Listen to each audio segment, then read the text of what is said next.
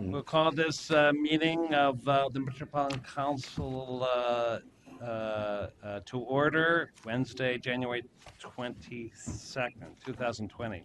First order of business is the approval of the agenda. May I have a motion to approve? So moved. Second. Thank you. Thank you. All those in favor say aye. Aye. Opposed?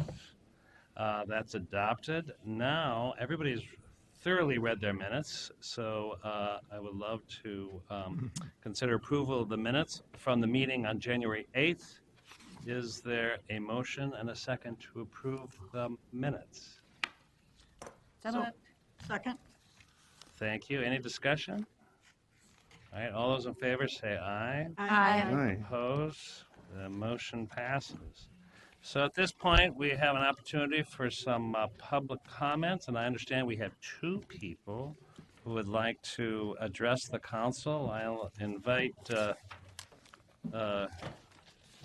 Rich Neumeister to come and please try to keep it within 3 minutes, and you're welcome to have the floor. We'll see. Mr. Chairman, members of the commission, for the record, my name is Rich Neumeister. I've been someone who's been around the block quite a bit, helping make legislative policy on open government, privacy, you name it, civil liberties. I'm here to make comment on the $1.3 million proposal about light rail live cameras. So I share these concepts with you. There's no ands or ifs or doubts about it. It's a high-tech surveillance system. And when law enforcement and government develops those kinds of systems, there are implications that come into play with privacy, Fourth Amendment privacy, and civil liberties. So those things that have not been addressed with this proposal, I think need to be addressed. And those are the following: facial recognition. The system that you are getting will be available, easily accessible to adopt a facial recognition. Law enforcement agencies in the Twin Cities are starting to use that concept. There are a number of issues with that. I'm not here with that to deal with that. But that needs to be addressed with people in mind, with the public in mind. Secondly, microphones.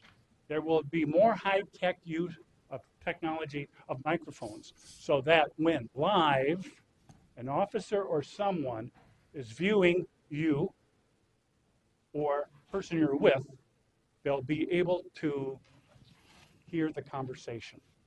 That rises to a Fourth Amendment privacy issue.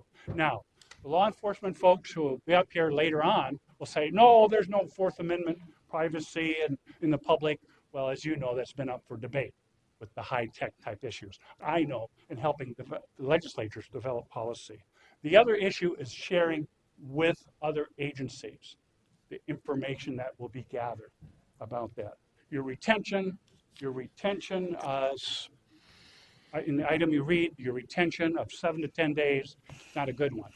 When I helped City of Minneapolis develop their CCTV system in terms of some of the policies, they had it at that time between 7 and 14 days. So I'd like to see that down a little bit. The other item that's very important, I was involved on the issue of the GangNet system. I'm the one who did a data request, and I found out where 16,000 folks were on the GangNet system. A lot of them primarily folks of color, and they were on there for really no reason. It was done by the Ramsey County Sheriff's Office.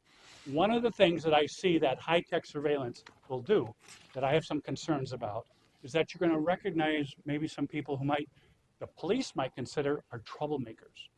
And so then a list of names or people or identities will creep up to hundreds, who knows. And that has happened in other entities that have had high-tech surveillance. And if the things are not out and talked about publicly and directly, there are ramifications of this. So that's a question I have.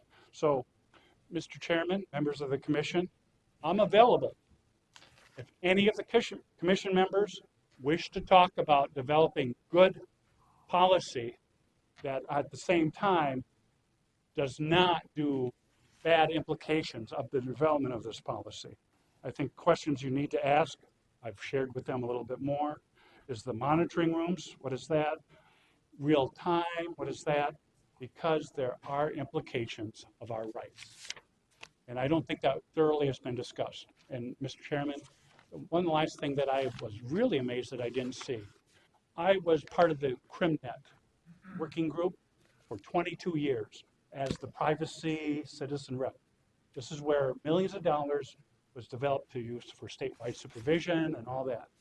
And one of the things I helped create with the people over at the BCA was a privacy impact assessment. So you know when you bring new technology, the privacy implications. And I'm talking about Fourth Amendment privacy. You know, data practice is pretty well taken care of, but we're talking about more of Fourth Amendment intrusion, those kinds of things with this technology. Mr. Zell, who I think I've met once or twice up at the legislature, and many members here of the commission, thank you for the time. You do not allow to where comments can be made specifically like the legislative process. But thank you for giving me the extra minute or two on a very important item that I think you need to have more thorough discussion about. And feel free to get contact. I'm going to be here until they make their what they're saying too. All right, thank you. Thank you for your comments. We have an additional public presenter, Mr. Cass, Ms. Cass, Mr. Cass. Welcome. Mr. Chair, members of the committee, my name is Cass Wayland. I'm the chair of the local Restore the Fourth organization, and we do Fourth Amendment issues. I'd like to echo the concerns raised by Mr. Neumeister and just echo his concerns and say that we were very surprised when we saw that you guys were making these purchases, and we would like to, we would basically just like to say that we want you to consider all the things that he mentioned. The facial recognition, the vendor that you guys are looking at supports facial recognition software on the systems right out of the box. They have white papers listed on their website, and if you guys were so interested, it would be as easy as contacting them and installing additional software on the cameras and on the computers that you guys are purchasing. And what we would like you to encourage is that you would put a practice and a policy in place that says before any additional automatic recognition or before any additional live artificial intelligence identification of the people who are going to be subjects of these things. If you want to turn that on, it's got to come before us, and we got to approve that. Because what I don't think anybody wants is some sysadmin in the back office deciding he's going to add some additional functionality without public input and without you guys necessarily knowing about it. So before enabling that stuff, before potentially risking the privacy of every single person who rides on these trains, have a more robust public input and have some discussion about these issues. Because for my job, I am a freelance cybersecurity. I do penetration testing, and I work with small businesses to help maintain their cybersecurity. And there is a lot of unknowns about this technology, and not only its implications on privacy, but its implications for victims of stalking, people having their data stolen and having having it be public every time and every place that they've gone. It's very important that you consider these implications before, and that you put in policies and practices in place before the technology is implemented, because what you don't want to have happen is have it be implemented and then have something bad happen, and then have you guys be reactive instead of proactive. I'm available for any additional questioning as well at the end of the meeting. I'd just like you to consider these things before deciding to flip the switch and turn it on. So thank you for your time. All right, thank you for your comments. We're actually going to move now to our business agenda. Next order is a joint reports from the Transportation, Environment, and Community Development and Management Committees, and I believe Council Member Ferguson. Thank you, Chair. This amendment incorporates changes to the operating and capital component of the 2020 unified budget. The amendment has three parts. First, this amendment increases the council expenditures by $1.9 million and the use of reserves of the self-insured benefits internal service fund by $1.9 million to provide a one-time distribution of $500,000 to each employee's health care savings plan in April of 2020. The proposal has been reviewed and is supported by the Labor Management Benefits Advisory Committee. The second part is a transfer of $3.948 million out of the Arbitrage Reserve Fund and a transfer of $3.948 million into the Capital Debt Service account. This transfer is necessary to provide cash flow assistance for awarded parks grants to local units of government. The third part is a change to increase the authorized capital program for the council by $78 million, incorporating changes to two projects. The ACP will be increased by $75 million for the Gold Line BRT, recognizing revenue from Ramsey and Washington County. It also adds $3 million to the ACP for the Haywood Bus Garage. This amendment incorporates changes to the 2020 Unified Budget reviewed and approved by the Transportation Committee on January 13th, Community Development Committee yesterday, January 21st, and the Management Committee on January 22nd. Mr. Chair, the motion is that the Metropolitan Council authorize the amendment of the 2020 Unified Budget as indicated in accordance with the attached table. Thank you. Is there a second to the motion? Second. Thank you, Councilmember Johnson. This is an amendment to a budget, so we will have a roll call vote, but is there any discussion, question in advance? No? Then Liz, can you call the roll? Yep. Councilmember Johnson, Aye. Councilmember Chambliss, Aye. Councilmember Ferguson, Aye. Councilmember Barber, Aye.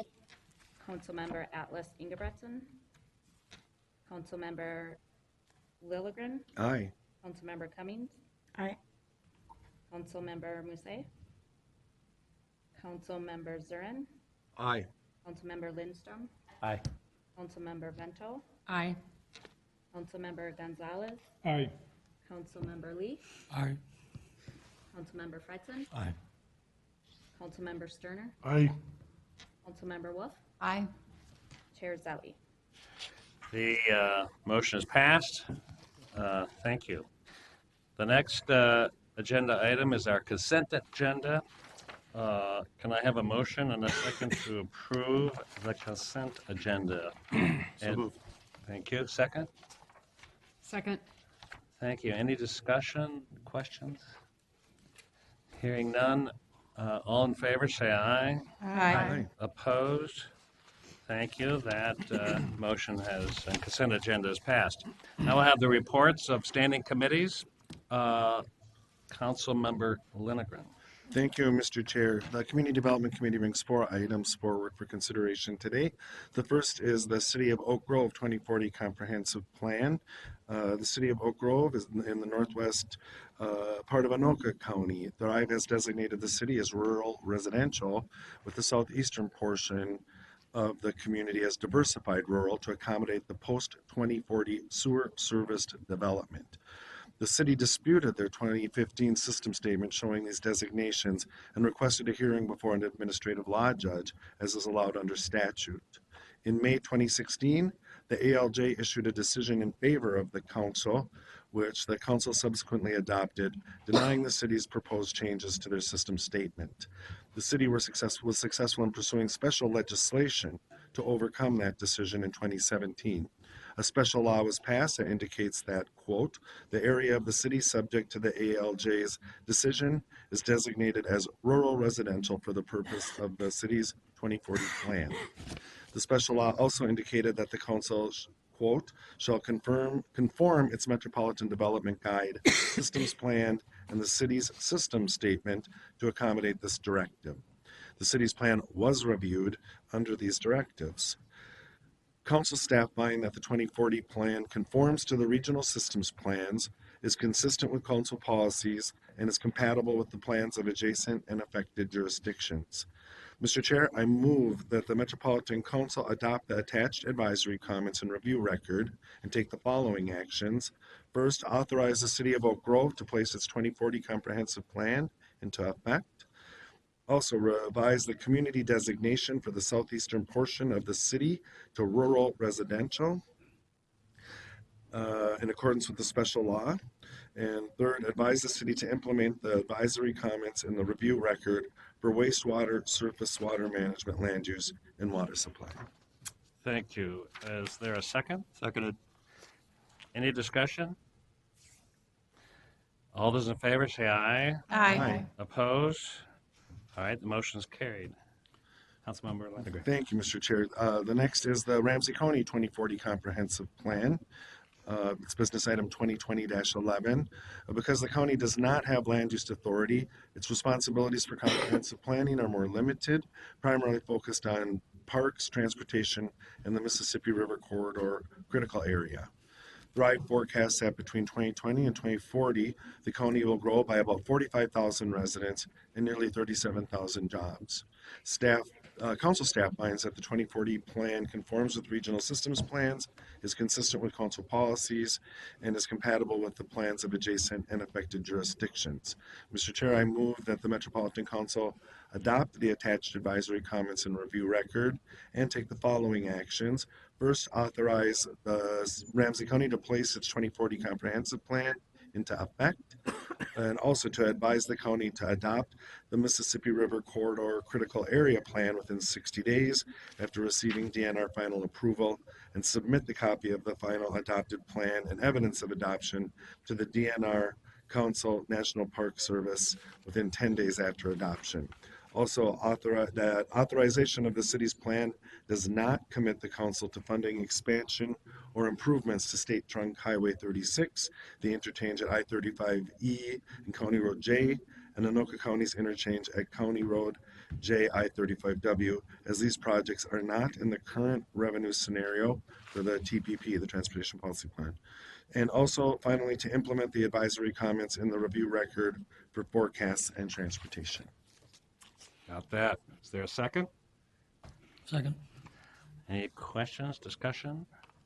Hearing none, all those in favor say aye. Aye. Opposed? That has carried. Councilmember Lilly. Thank you, Mr. Chair. Business item 2020-15 is to award over $3.3 million in Livable Communities Tax Base Revitalization Account grant funds to support 11 redevelopment sites. Upon completion, the projects are expected to result in an annual tax base increase of $5.4 million in over 1,200 new housing units, which includes 76 units affordable to households earning below 30% of the area median income. 104 units will be at 50% of the area median income, or AMI. 693 units will be at 60% of the AMI, and 57 units at 80% of the AMI. Over 1,000 new and retained jobs, and over $643 million of leveraged private investment. 15 total applications were received, with 4 of the applications not meeting the minimum threshold for funding. The 11 projects are located throughout the region in Edina, Minneapolis, Roseville, and St. Paul. Mr. Chair, I move that the Metropolitan Council award 11 tax-based revitalization account grants totaling $3,337,800 to assist redevelopment projects in the cities of Edina, Minneapolis, Roseville, and St. Paul, and also to authorize our Community Development Division Director to execute the grant agreements on behalf of the council. Great. Is there a second? Second. Thank you. Any discussion? Yes. I would just like to say that I would like to abstain because there's a company that I'm connected with regarding this. All right, we will so note. Any other discussion?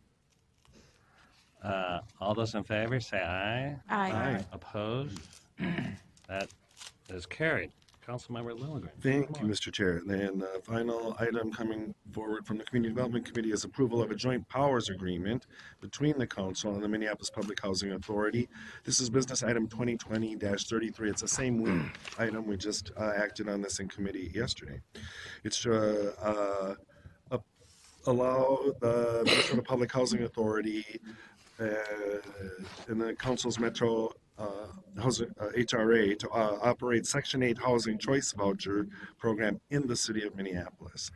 The council's HRA has administered a federal continuum of care program since 1996, providing federal rent assistance to people with disabilities experiencing homelessness.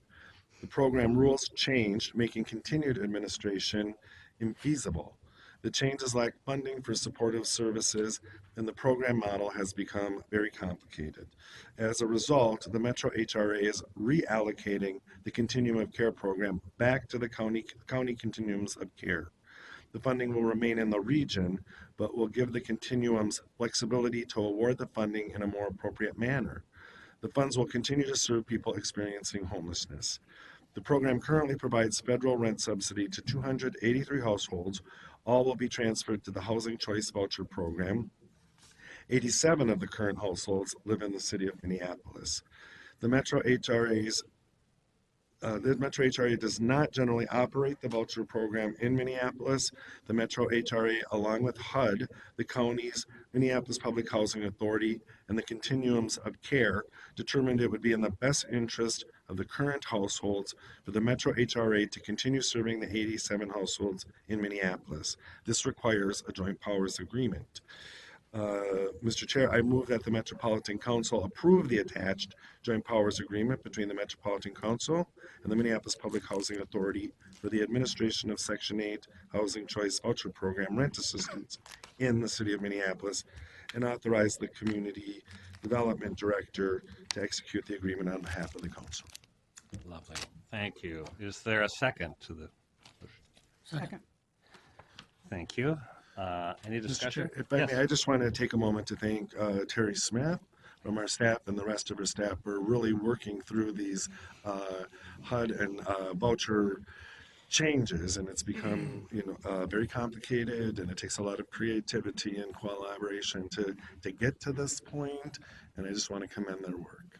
Well, thank you, Councilman Lilligren, and we really do appreciate finding the path through that complicated network. Hearing no more discussion, all those in favor say aye. Aye. Opposed? And that has carried. Thank you, Councilmember Lilligren. We're now moving on to the Environment Committee, and I actually have a presentation first as part of that committee report. I want to welcome Brian Davis. Brian is going to present on the business item 2020-30 as well as business item 2020-31, and then we will hear a motion after that. Welcome. Mr. Chair, my name is Ali El Hassan. I'm the manager of water supply planning for the Met Council. I just would like to get about 2 minutes to introduce these topics and introduce the water supply planning unit to the council members. The water supply planning unit is part of the environmental services, and the unit is a 5 members unit with 3 PhDs and 3 PEs, and our length experience in water supply issues in the metro area. We complement that experience and expertise with consulting companies in the area. We hired consulting companies to help us with that, in addition to our partnership with communities and other agencies in the region. The Metropolitan Council is not a water supplier, but we are the planning entity for the metropolitan communities with regard to water supply. And this is stemmed from a legislation that's created in 2005 that created this unit within the Metropolitan Council. 2005, the state legislature directed the Met Council to carry out planning activities for the Metropolitan Council. As part of those planning activities is to develop what we call a master water supply plan for water supply sustainability in the region. And we have developed the first master water supply plan in 2010. And we updated that master water supply plan in partnership with all the communities in the metro area in 2015. One of the biggest goals of the master water supply plan is to continue to develop the region while we have sustainable water supplies. And we have been doing this in partnership with different partners in the region, including the 2 projects that Dr. Davis is going to be trying to explain to you today within the short time that we have today.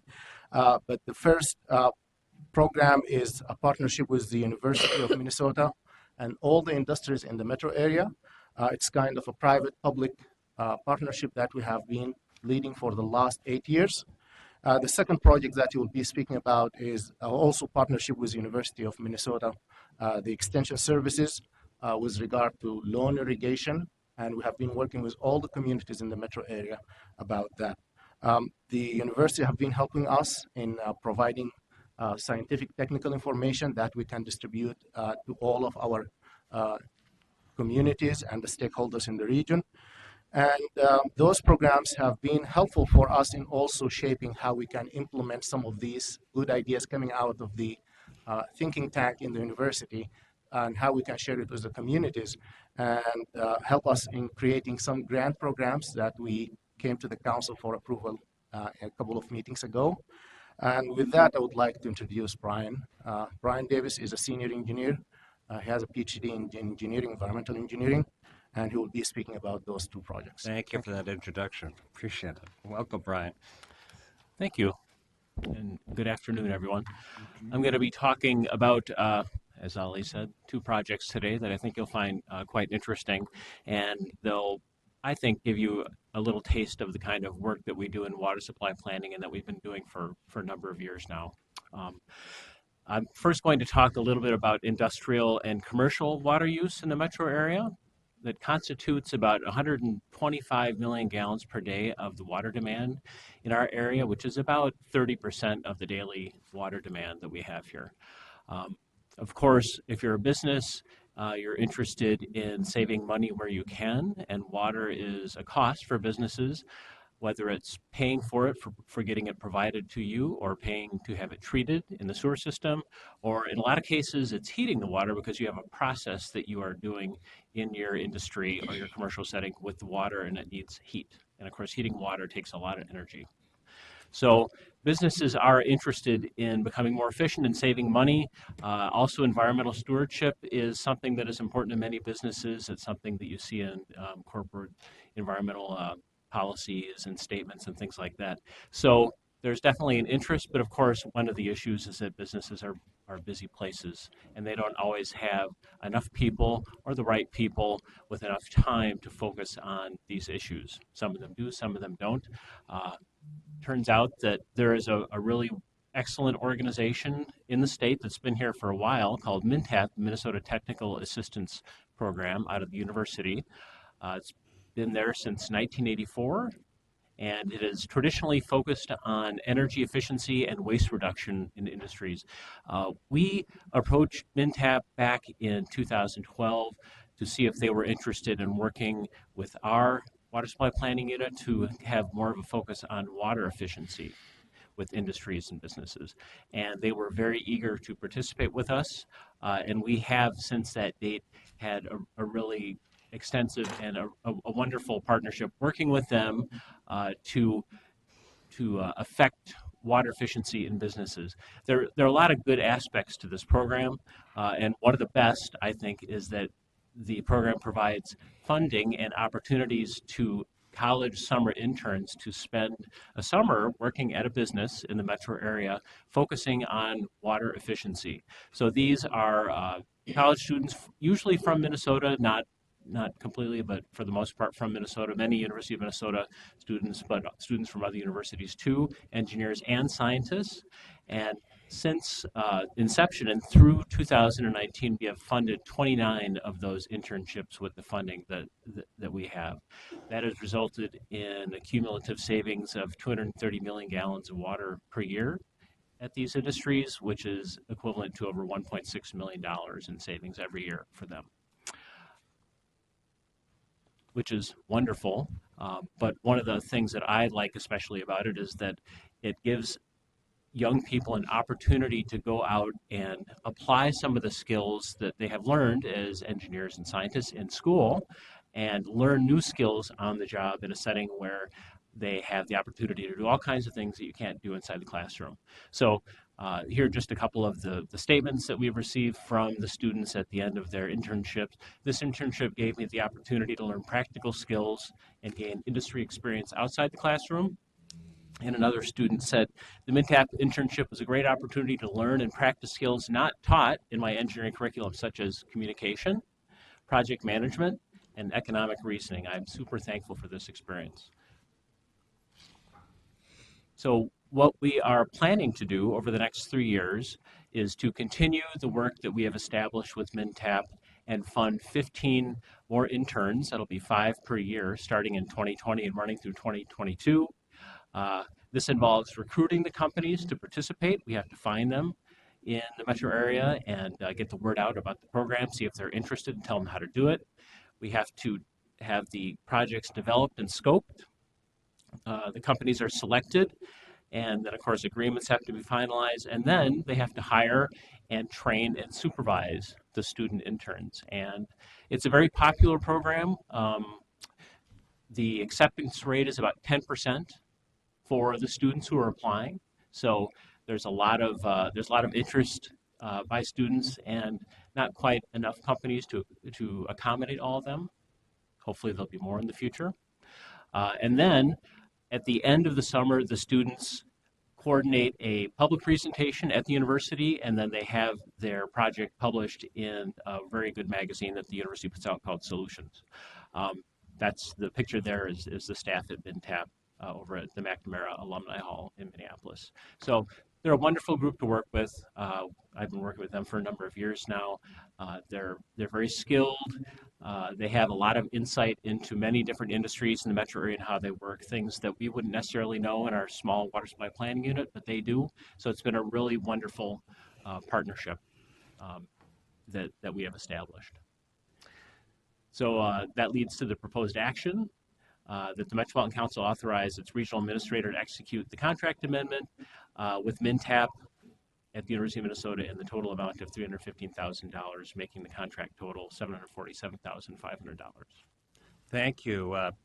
Before we get to the motion, do any council members have any questions for Dr. Davis at this point? Councilmember Cummings. Thank you, Chair. Are there any specific ways that council members can help recruit businesses, educate them, find more to participate in the program?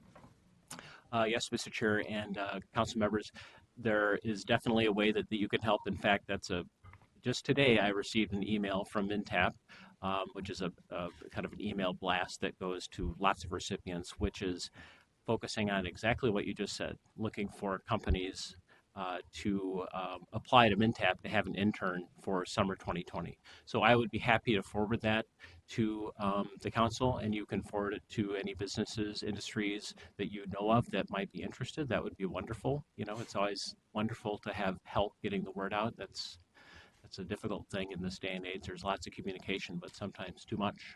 You know, things fall down the email list easily. So that'd be wonderful. Thank you. Councilmember Lindstrom. I may have asked this at our committee meeting. I apologize if I did, but we permit around 800 businesses, if I recall correctly, give or take. And I'm wondering if we can do any outreach ourselves to those specific industries or businesses that we permit to help them be more energy efficient, water efficient. Yes, Mr. Chair and council members, that's a great question. The permits that we have through our industrial waste program for dischargers to the wastewater system, yes, many of them I'm sure would be very interested in this program, and we have worked with that other part of our organization on this before, but it's something that I think we should focus more on and expend more energy on kind of building the synergy between the two parts of our organization, because there's definitely a lot of potential there. Thank you. Councilmember Ferguson. Are there any opportunities for us to target some of the internships? I know, at least historically, there have been a lot fewer people of color in engineering programs. And given that it's a highly competitive, one of those opportunities to try to get some of those people to stay might be to target some of these internships. Do we have that opportunity, or could we write that into the work that we do with them? Mr. Chair and council members, that's a great point. The way that the system that MinTap has right now set up is they are responsible for all of the applications and selection of students. They've done I think a pretty good job of selecting good students and matching them to the businesses, but I think that is I know that is a topic that needs to be addressed, just based on my own experience being an engineer for a while now. And I think that would be something that we could talk to MinTap about, and I know they would be very interested in doing anything they can to push for that. I'm not quite sure what shape that would take yet, but I know that they would be very receptive to it based on my experience with them so far. I'm not sure how to answer that except to say that I support it. I think it's great, and it's something that we can push for, and should push for. Councilmember Tom. Thank you, Chair. I just, I just have a comment. I want to commend you all for this partnership. I always want to elevate younger voices, and especially with our climate crisis, we need to help train the next generation of leaders, engineers, and scientists to help us save our planet. So thank you. Thank you. Councilmember Johnson. Thank you, Mr. Chair. And is the information, well, first of all, we're gathering data. We can go back to the business, help them create efficiency. Is there best practices that can be transferred then to other businesses, or is it business specific? Just curious about how that might play forward as a best practice.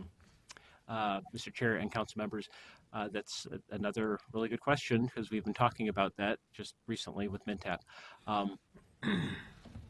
Kind of a yes and yes answer to that. Some of the activities, of course, are business specific, and obviously because the businesses vary, they don't all do the same thing, obviously.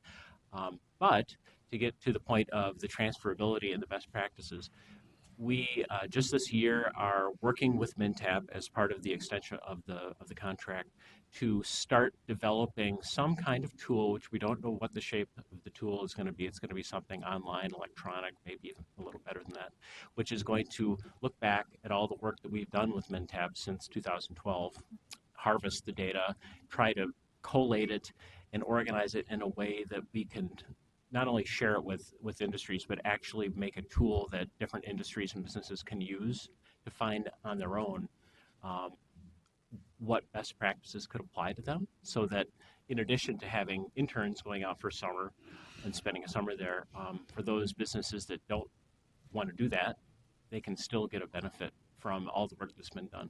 And that's something that we haven't done that before, you know, and I think we've kind of gotten to the point now where we have enough years of experience and data to actually mine it and make that something. So that is something that we're going to start on this summer, actually. Thank you. Councilmember Lindstrom, you may have a motion. I do indeed. I would like to move the proposed action that the Met Council authorize its regional administrator to execute the contract amendment for contract 141007 with MnTap at the University of Minnesota in attachment A of the business item in the amount of $315,000, making the contract total $747,500. Lovely, thank you. Is there a second? I'll Second. Thank you. Any discussion or more additional questions? All right, all those in favor say aye. Aye. Opposed? The motion is carried. We have another presentation? Turf grass. Yes. Thank you. The second and last presentation is about turfgrass irrigation efficiency in the metro area and the project that we have with the University of Minnesota Turfgrass Science Program to investigate this and get some best practices out of it and get the word out about how to be more efficient about it. Just a little background about the topic. Turfgrass irrigation has been increasing in the metro area since the 1990s, I would say. The graph on the far right shows anonymous community in the metro area. The green bars you see increasing pretty steeply are the summer water use in that community, and the blue bars are the winter water use. So what's been happening in not all communities, but many communities since the 1990s is the summer use has been diverging from the winter use because of turfgrass irrigation. This is it's not a new technology, but it's a newer technology.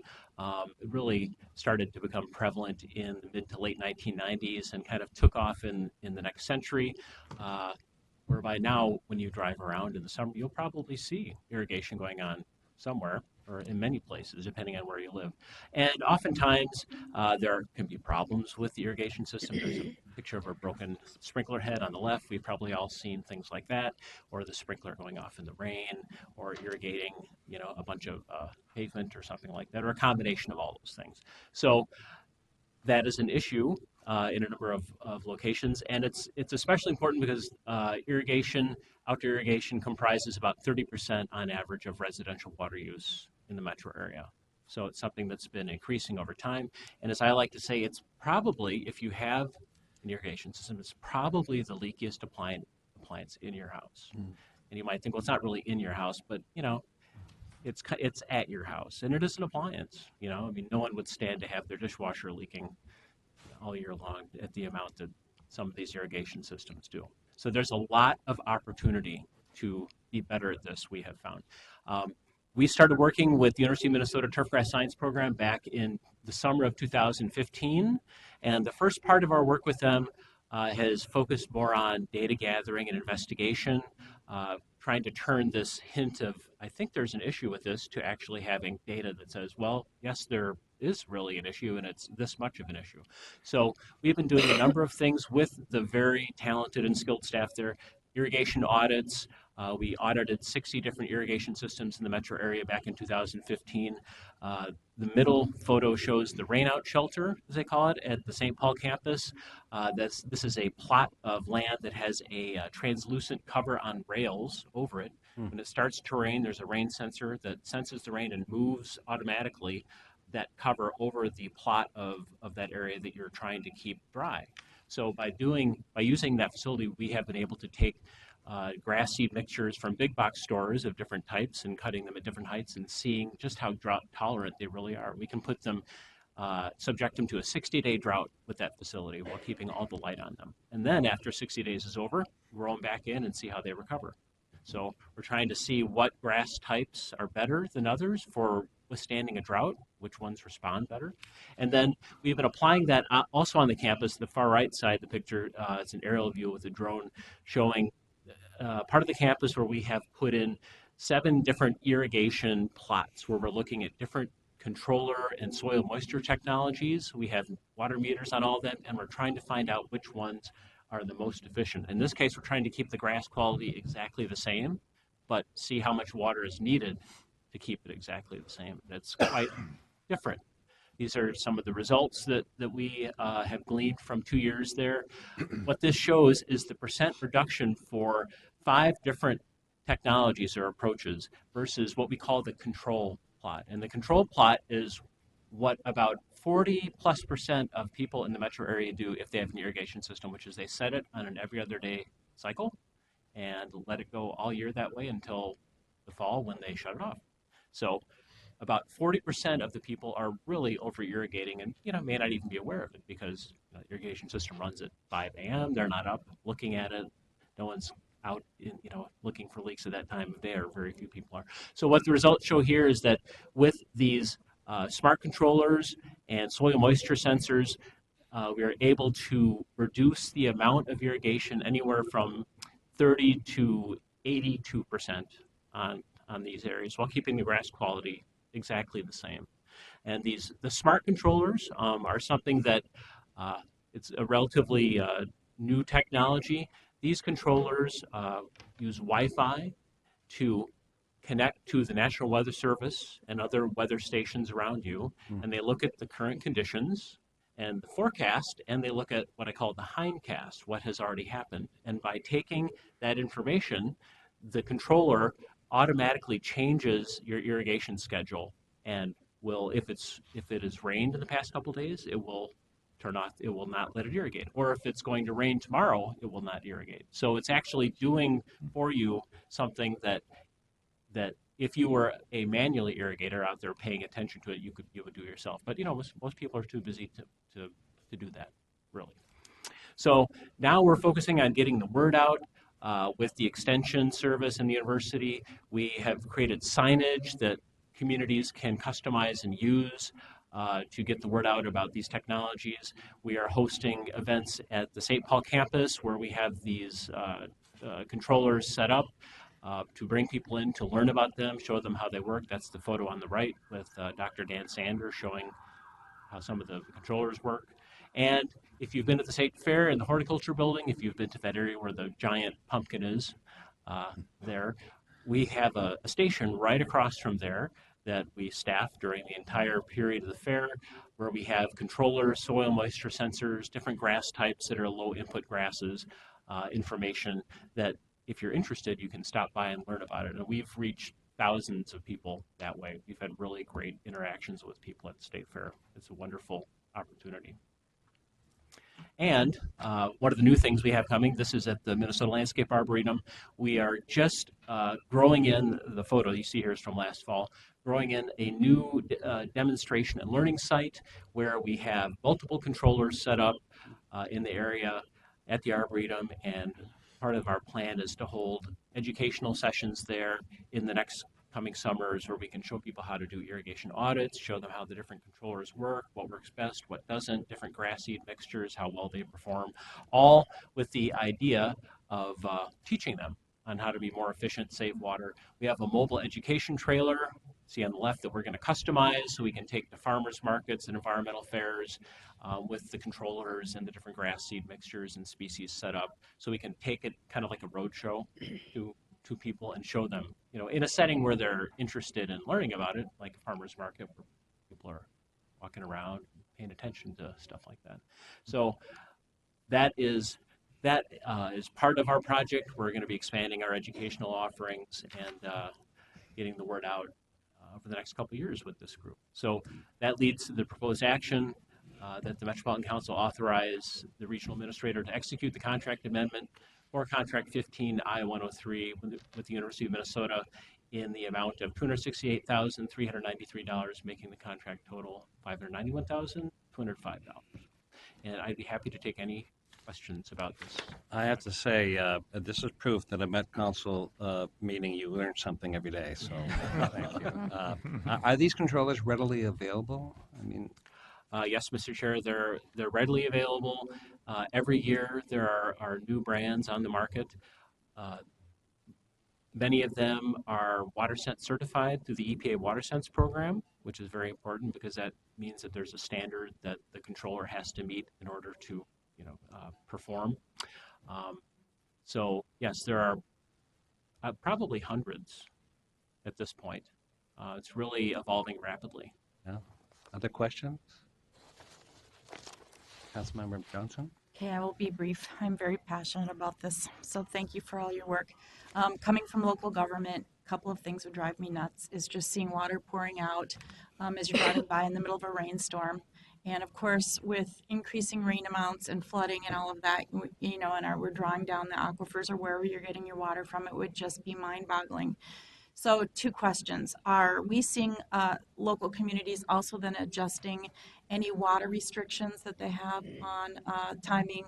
Most have gone to the every other day, which isn't smart necessarily, because smart is better than just every other day. And then my second question is this aimed primarily at the homeowner, or are businesses taking advantage of this as well? And my third question is, certainly in some communities, many communities that are still developing, they come in with an HOA and they have a master plan. So I'm just wondering, are local communities working with developers so that everybody who moves into the 350 unit development, which has predetermined what their water sensor is going to be, has access to this information? And lastly, I just wish that we could get into the NERT ponds to pull out some of the water rather than the aquifers or wherever we're getting our water. Again, because you will see we're pulling it out of the aquifer. Big rainstorms come. That water then goes into the ponds as well, and we have localized flooding. So I will stop at that, and I'm so thrilled that we're doing this. Okay, Mr. Chair and council members, yes, answers to these questions. Regarding the ordinances that communities have on irrigation, and are they changing their ordinances and restrictions based on new knowledge? And the answer to that is slowly, yes. Some communities have not. Other communities have begun to realize that the every other day paradigm is something that has really resulted in a feeling of artificial scarcity by some people, whereas they think that I can't irrigate tomorrow, so I have to do it today, which in many cases you don't need to do it tomorrow or today. So we have been in conversations with many of the utilities that we work with around the metro area, and they realize that this is something that needs to change. Now, the every other day timing is something that actually comes from the fire protection and keeping enough water in storage so they can fight a fire for 8 hours straight, which is the most important.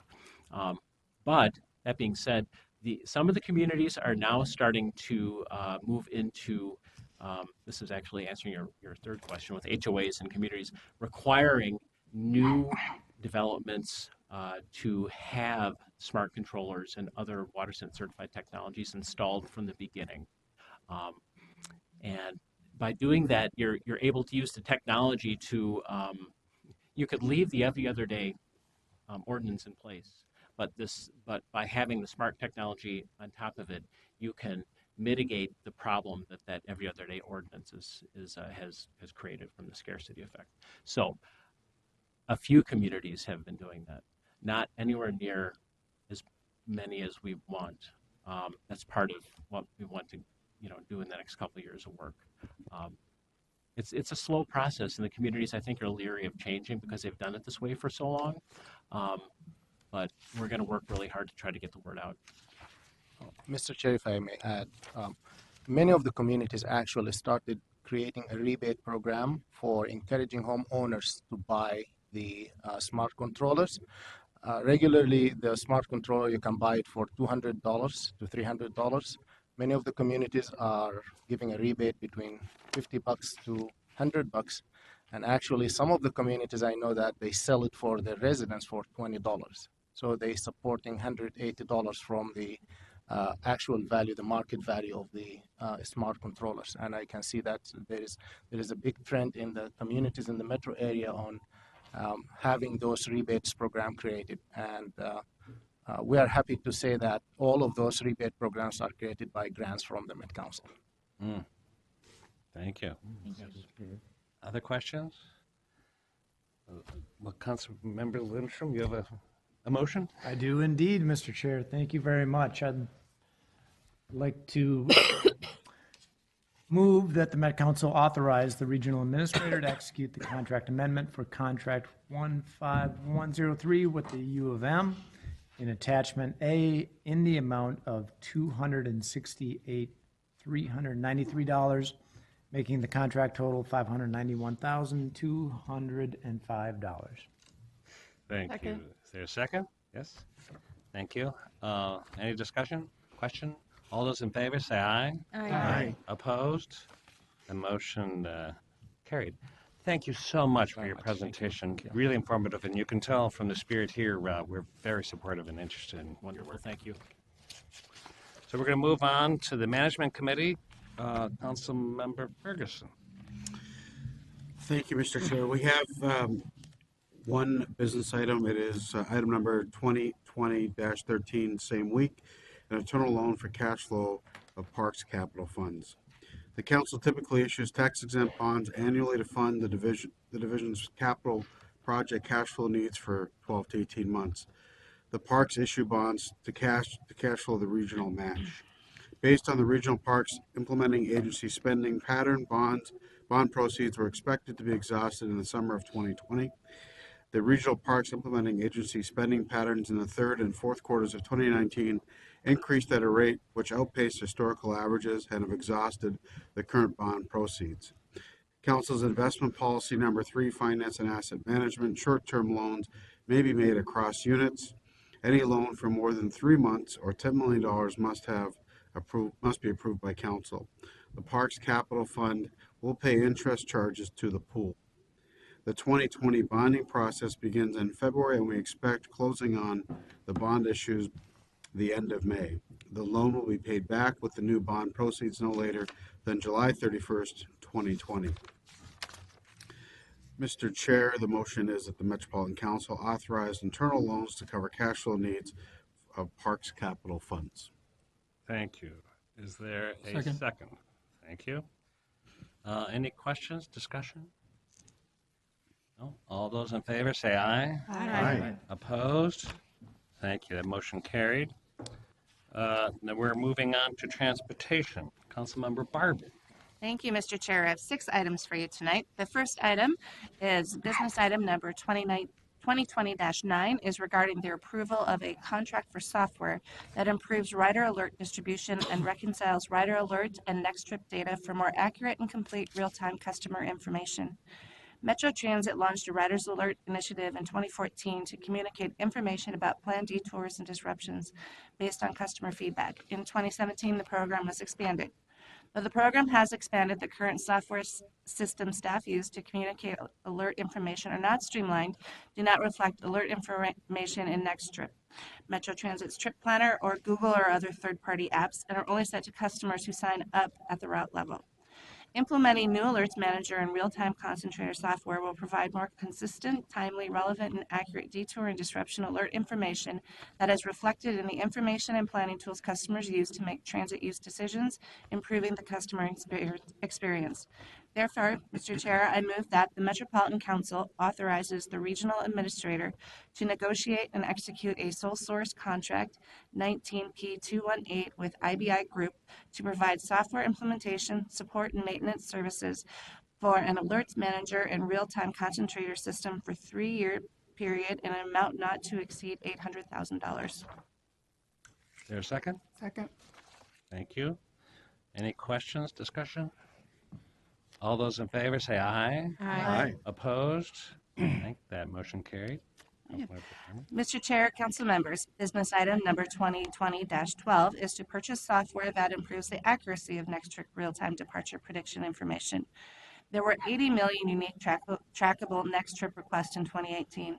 With the current system, prediction accuracy tends to deteriorate when buses are delayed, such as during times of heavy winter weather or event traffic, which is when customers depend on the information most. Prediction accuracy and availability have been persistent and significant sources of customer complaints. Metro Transit had a robust 2-phase process to select the best option for improving prediction accuracy. After an open and competitive process, 2 vendors were selected to participate in Phase 1.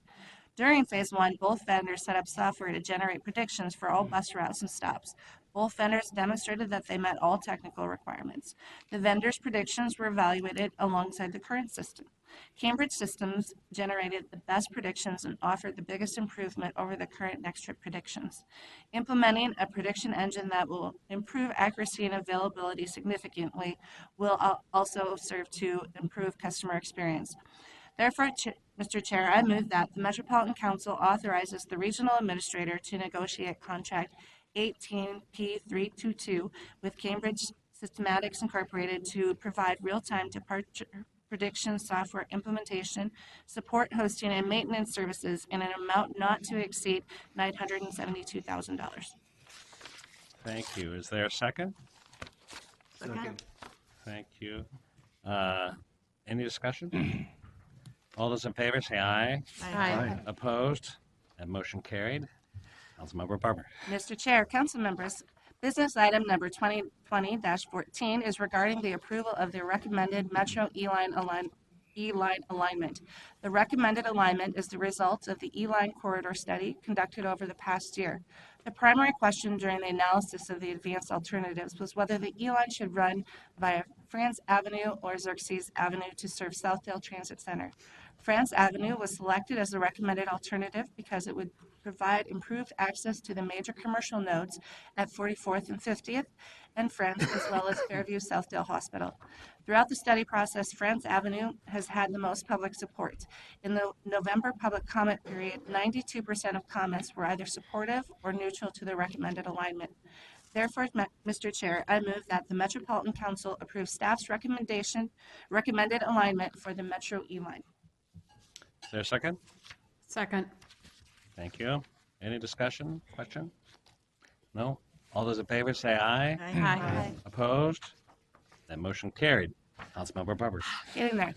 Mr. Chair, council members, business item number 2020-21 is regarding the procurement of a live streaming video system for all light rail vehicles that will be used by both rail operations and the Metro Transit Police Department to improve both rider experience and public safety and security. The current video system has exceeded its life cycle. Live streaming video is a 21st century system that provides clearer video resolution, allows a broader view of each rail car, and uses cloud technology that allows timely video sharing with partner law enforcement agencies. The cameras will be monitored in real time, and police will be able to bring up video on their squad car computers. This is a sole source contract with Hitachi because both rail operations and the police department have found Hitachi's system to meet or exceed all business needs. The vendor is highly responsive and has a local office here in Bloomington. The software is used by St. Paul and Minneapolis police departments and is also non-proprietary, allowing for easy integration with various camera brands. All video data is subject to the Minnesota Government Data Practices Act. Video will be retained for up to 10 days. However, video can be downloaded and retained in compliance with the council policy as needed. Funding comes from the operating budget, shared 50% by the council and 50% by the counties. Therefore, Mr. Chair, I move that the Metropolitan Council authorizes the regional administrator to negotiate and execute a sole source contract with Hitachi Vantara Corporation for the purchase and installation of a new camera surveillance system for 91 light rail vehicles for an amount not to exceed $1,300,000. Is there a second? Second. Thank you. Any discussion? Yes. Thank you, Mr. Chair. I just do want to communicate that we do have a policy in place for how we handle video, how we retain video, all of that. It is the intention because once we authorize the procurement, there is time before these will be installed, that policy, the current policy, which we use for all of our systems, which do have video surveillance of different standards and grades, will be reviewed to make sure that a number of the concerns that have been raised tonight are addressed and everything is consistent, and any changes that would be made to those policies would come back before them, probably likely management and transportation committees. Okay. Thank you for that clarification. And Councilmember Lindstrom. Thank you. Thank you, Mr. Chair. I'm just curious if that would include facial recognition was one of the items brought up specifically. Would it also be your understanding that that would come back before the committees or the entire council? Mr. Chair, Yeah. At this point, the software that we're ordering does not have a facial recognition feature. I've not heard of that intention and in any of the discussions. It could be something that we put in the policy that if something like that were to be considered, it would have to come back because the factors that bring it back to us are changes in policy or certain dollar spending thresholds, and I'm not sure what that is, but it's something that we could build in so that we knew if a decision was going to be made that way, it would come back before the body. Okay, thank you. Other questions? Councilmember Vinton? Mr. Chair, thank you. I would like us to have some, not have some, but to have solid assurance if we approve this tonight that that policy is going to be something we discuss at a future, not too distant future meeting, just so we have a better idea of what it says, and that also the provisions that you've mentioned are going to be incorporated into it are done so. My concern is the potential unintended consequences. Without a doubt, I'm fully committed to the safety and well-being of our employees, of our riders, of the public. But I think that the privacy concerns are ones where the unintended consequences could really bite us. And to the extent that we can get ahead a little bit, I'd appreciate it. When Facebook came out, I think everybody thought it was a great idea, and we now know what a nightmare that can be. And I don't want to be a party to that if we can avoid it. Councilmember Johnson? Thank you, Mr. Chair. I want to echo those comments as well. So in my former role as a city council member, when we were looking at issues like this, and certainly data privacy and data practices were something we had to comply with, but to the point of privacy that goes beyond that and the unintended consequences, it was something we would wrestle with. And I guess I have a question of process. Is there anything that is urgent that we need to move forward with this now as far as procurement before the policy is reviewed, revised potentially, and set? I guess way that I just bring my experience with me is that we would work on the policy, vet the concerns, get that where it needed to be, make sure that whatever vendor we were working with could meet or exceed the policy and expectations. And then when everybody felt comfortable about the questions and concerns that were raised by the governing body or the public, we would feel very comfortable then moving forward with procurement. So I'm just trying to understand the order by which we're doing this and if there's any reason we couldn't work on policy and then go into procurement. Councilmember Barber. Thank you, Mr. Chair. The preferred route would be to proceed with the procurement now. We've got about 6 months before they would be in place, so there's time before to review everything. Part of the reason it wasn't a bigger issue is we do have a policy in place for privacy data practices. We do have live cameras. We do have a number of these things already out there. This is just having them on our trains. And so it's because we have some of these things already in place, I do think it warrants a review. Yes, we can certainly make sure we bring it, whether we bring it to a committee of the whole or something where we can have a good discussion about it. I think that's a good idea because it isn't just this. We just had a discussion a few weeks ago about the police body cams, and we've got these other elements in our systems that we are using, and it is becoming a broader issue across all of technology. So it's a good idea and could be a good opportunity to review the policy. And I think I certainly support that we as council members should become more informed about our current practice and what the best practice is in other jurisdictions. But as council member Barber mentioned, we do have live cameras, and currently in our platforms, we do adhere to federal and local requirements in terms of privacy. So it's not an arbitrary practice. But in case there's any question about our current situation, it's been lawful, and that's been taken into consideration. But Representative Chamberlain, Councilmember Chapman. Thank you.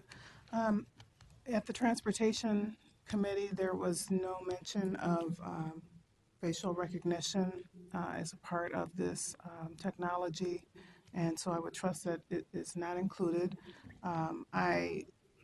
And we understand that as technology continues to improve and evolve, and it happens so quickly, that we just get in the habit of reviewing our policies on a regular basis. Thank you. Councilmember Lee? Thank you, Mr. Chair. I wanted to echo those concerns and also to address one particular concern that Mr. Neumeister addressed earlier. He mentioned the gang strike force, and for those of us in the room who may not be familiar with that, a couple years ago there was a metro-wide task force of law enforcement officers who investigated gang activity. And there were unfortunately, some very bad apples in some of those positions. And they, they shook down citizens. They stole evidence, disappeared evidence, and that's why the legislature got involved and the BCA got involved. And some heads got rolled like they should have been, and it was disbanded like it should be. My point is, I echo your concerns, and I think that we have to have faith and trust in our laws and our systems to know that we do and we will hold our systems accountable. Thank you. Any other comments? I'll call the question. All those in favor say aye. Aye. Opposed? No. All right, the motion passed. We're now at the joint report of environment and community. Oh, I'm sorry. Mr. We Chair, have one more. We have two more. I have two more. I'm not done yet. I got so Not done yet. taken away with your last motion. All right. There you go. Councilmember Burke.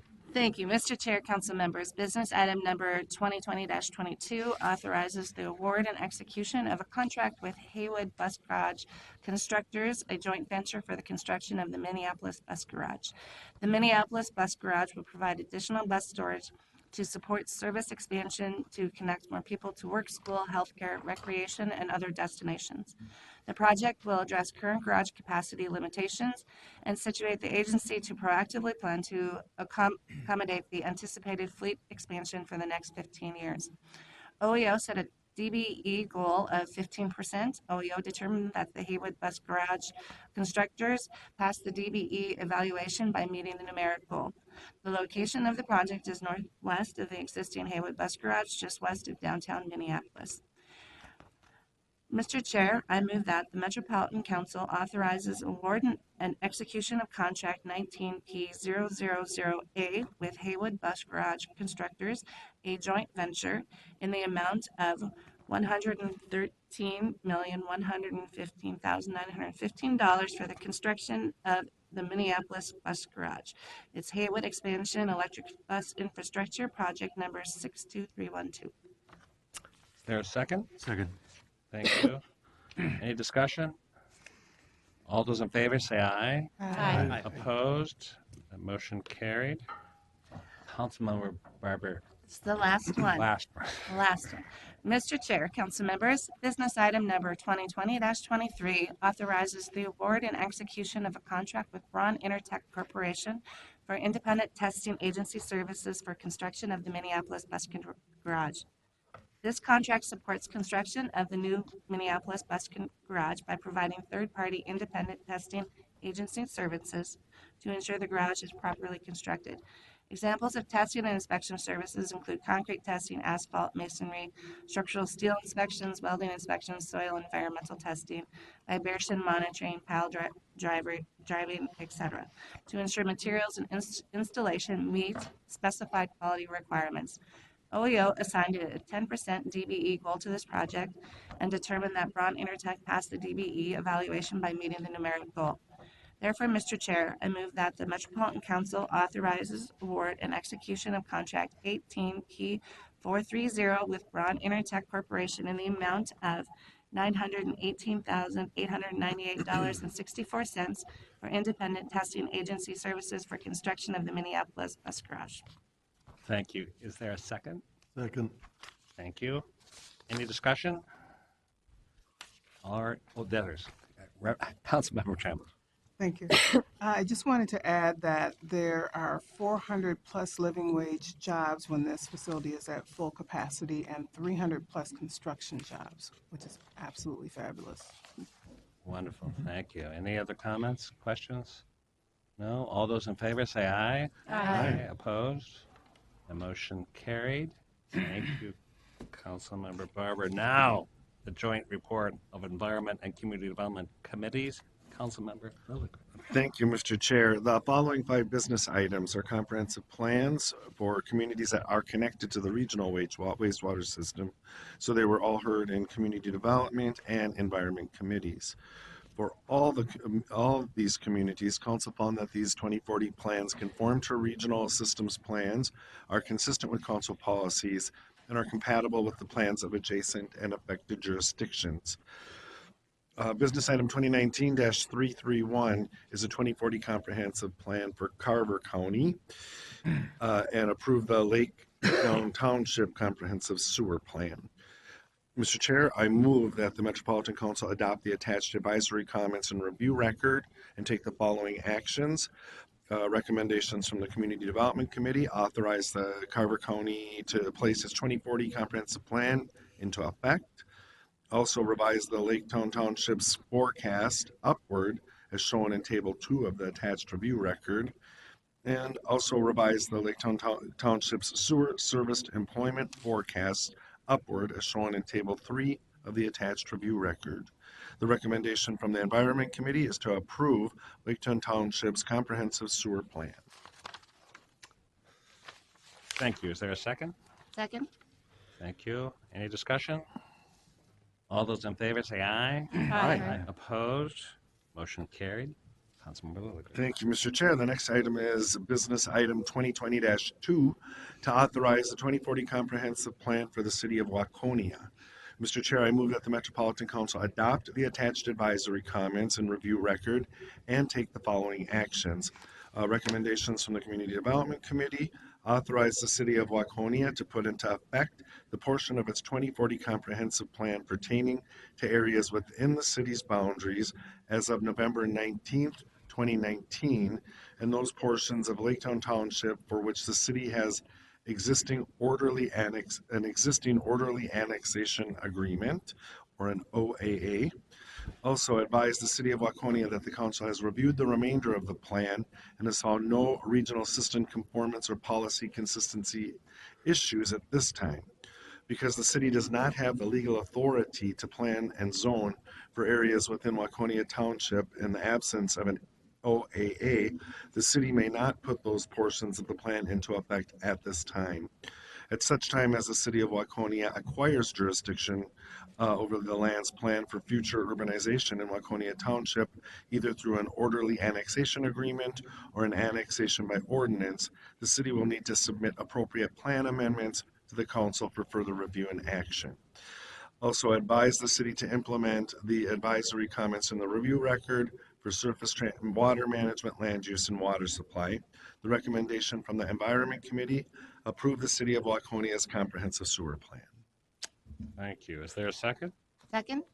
Thank you. Any discussion? Councilmember Barber. Thank you, Mr. Chair. I just want to do a little shout out for the Community Development Director for the City of Waconia, Lane Broughton, who came in from Waconia to watch this tonight. So welcome. Oh, cool. Lovely. Welcome. Thank you. Any other comments? Oh, all those in favor say aye. Aye. Aye. Opposed? That motion carried. Thank you. Councilmember Milligren. Thank you, Mr. Chair. The next business item is 2020-3. It's to authorize the 2040 comprehensive plan for the city of Brooklyn Park. Mr. Chair, I move that the Metropolitan Council adopt the attached advisory comments and review record and take the following actions. Recommendations from the Community Development Committee: authorize the city of Brooklyn Park to place its 2040 comprehensive plan into effect. Also revise the city's forecast downward as shown in Table 1 of the attached review record.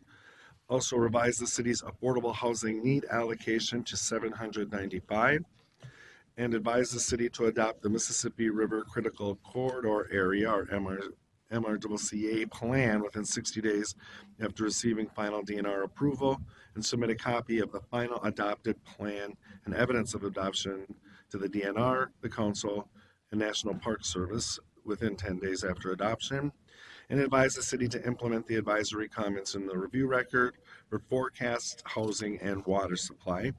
Recommendations from the Environment Committee: approve the City of Brooklyn Park's comprehensive sewer plan and advise the city to implement the advisory comments in the review record for wastewater. Is there a second? Second. Thank you. Any discussion? All those in favor say aye. Aye. Opposed? Motion carried. Councilmember Milligren. Thank you, Mr. Chair. Next item is business item 2020-4 to authorize the 2040 comprehensive plan for the city of Golden Valley.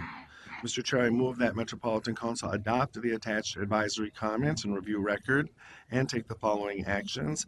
Recommendations from the Community Development Committee: authorize the city of Golden Valley to place its 2040 comprehensive plan into effect. Also revise the city's forecast upward as shown in Table 1 of the attached review record. Also revise the city's allocation of affordable housing needs to 222 units, and advise the city to implement the advisory comments in the review record for surface water management. The recommendation from Environment Committee: approve the City of Golden Valley's comprehensive sewer plan. Is there a second? Second. Thank you. Any discussion? All those in favor say aye. Aye. Opposed? Motion carried.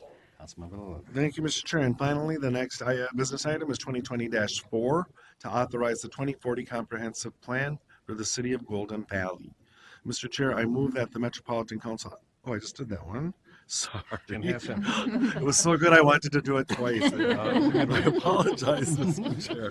The final business item is 2020-10 to authorize the 2040 comprehensive plan for the city of Chanhassen. Mr. Chair, I move that the Metropolitan Council adopt the attached advisory comments and review record and take the following actions. Recommendations from the Community Development Committee: to authorize the city of Chanhassen to place its 2040 comprehensive plan into effect. Also to revise the city's forecast upward as shown in Table 1 of the attached review record, and revise the city's sewer service forecast upward as shown in Table 2 of the attached review record, and to advise the city to implement the advisory comments in the review record for surface water management. And the recommendations of the Environment Committee: approve the City of Chanhassen's comprehensive sewer plan and implement the advisory comments in the review record for wastewater. Is there a second? Second. Any discussion, questions? All those in favor say aye. Aye. Opposed? That motion has carried. And that, I believe, is our reports from our committees. I really appreciate the work of staff and all those committees. That's quite a lot of plans and important work that's been passed. I have one brief report. I want to thank everybody for giving me their thoughts about their committees that they serve, and I appreciate, if anybody hasn't so far, you're free to email me or call me. We'll kind of affirm membership very shortly. I think we're required under statutes, so but we'll kind of affirm that over the next few weeks. So, does any other council members have any reports that they'd like to give? Councilmember Cummings. Oh, thank you, Chair. I just wanted to mention, I think we all got an email from Hannah Palmer about the tribal training opportunity during the year. And I went January 5th and 6th to Mille Lacs for the training. It was absolutely outstanding. I gained so much from it, and I know that these are already filling up really, really quickly. She's got the full schedule in that email, and I would strongly urge anyone who's able to go to look at their calendars and reserve a spot. I think the council only gets a couple of spots, so it is challenging to get in there, but it is really, really a wonderful experience. I made some great established some great relationships and learned a lot, and have been in communication with some of the individuals who presented and so forth. It's just of huge value. So I strongly urge people to go if there's any way you can take advantage of it.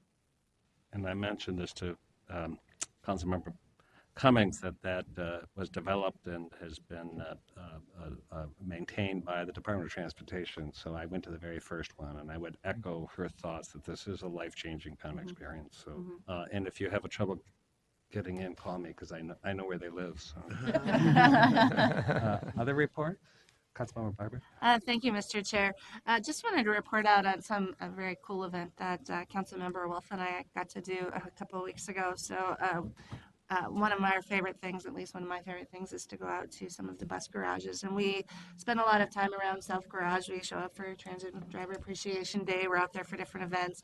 And it was very flattering when they reached out to us when they were doing an event for one of their operators who was there celebrating 40 years of service for Metro Transit. And it was absolutely a wonderful experience. And to be around the operators and so many who work so hard and have been engaged with our group for so long was just really, it was really rewarding. And it was, and I thought quite flattering actually that they decided to call and invite us to their party. Oh, very nice. Others? Councilmember Benton. Last week, Mr. Chair, last week I had the opportunity to join Councilmember Lindstrom at the ISD 623 Roseville Area Schools quarterly meeting of local area officials. And I'm not a morning person, so being anywhere at 7:30 fully clothed and coherent is kind of beyond me anymore. But it was a wonderful morning. And as someone whose background is in education and whose career also includes a 5-year privilege of working with the Roseville area teachers, it was just really great to go back there and to hear what that district is doing. And we had a particularly heartwarming and in other ways dispiriting conversation about homelessness and its impact on schools. So what we do here makes a difference, and those relationships we make at every level are crucial to the work we're doing. Councilmember Lindstrom. Just to build off of that, there's good news and bad news that around that area. The bad news is in the Roseville area schools, there's well over 100, maybe hundreds of homeless kids tonight that are sleeping on a sofa or in a car or RV or whatever. That's the bad news. The good news is that there's an effort in the Roseville area called Homelessness Starts at Home. And it's where there's just a very focused effort to identify young people and then get them the services that they need. So there's folks from the school district, the county, the cities, all working together on this effort, and they seem to be making good progress. So thanks for joining me that morning. It was fun. Councilmember Venta? I want to just add one more, thank you, Mr. Chair. I want to add one more thought as it relates to homelessness. And I learned this lesson about 30 years ago when giving a presentation at the University of Minnesota on what educators need to know before they go into the classroom as it relates to laws and the code of ethics. And we were having a pretty robust discussion around abuse of minors and what the state law says about it. And as we were having the discussion, a young man raised his hand and described having been a lifeguard at a very affluent country club here in the Twin Cities, and how he and his fellow employees at that club realized that there was a family where the children were being abused. It was quite evident. And just recently, I had a conversation with a friend whose grandson is homeless, and he comes from a family with resources, but the breakdown of the family is part of what's going on and part of what has created this circumstance for him. And it reminded me that we need to keep our minds open as to all the contributing factors for young people, and that conversation we had last week, our partners in the schools, the school counselors, the classroom teachers, the secretaries, the bus drivers, everybody has a connection with kids. And so to the extent that we can keep working strongly with schools, I think it's to the advantage of our whole region. Thank you. Other reports, comments? The regional administrator, general counsel, do you have any comments? I will just add that next week, the 29th, is the equity conversation. We may look at a venue across the street, so keep your eyes peeled for an email about location, and 2 hours will go fast. So the facilitator has asked me to ask everyone to try to be a little bit early so we can get going and have a really robust conversation. So. Yeah? No report? Well, did I you have had a comment? question for the sorry, thank you, Yeah. Chair. We also had been told that photos were being retaken that day before. Is that being rescheduled or? Great question. I'm not totally in the loop on that, but I don't think it would be rescheduled because we would be just next door, so it'd be. But probably want to make sure that we allow. Right, we'll get it time. done. Yeah, we'll get it done in Yeah. advance. I'll double check on that. Thank you. Our new communications director, Terry Dresden, is here, so we'll have a conversation about that. Any other questions? Ann? No? I'll entertain a motion to adjourn. So moved. Is there a second? All those in favor say aye. Aye. Opposed?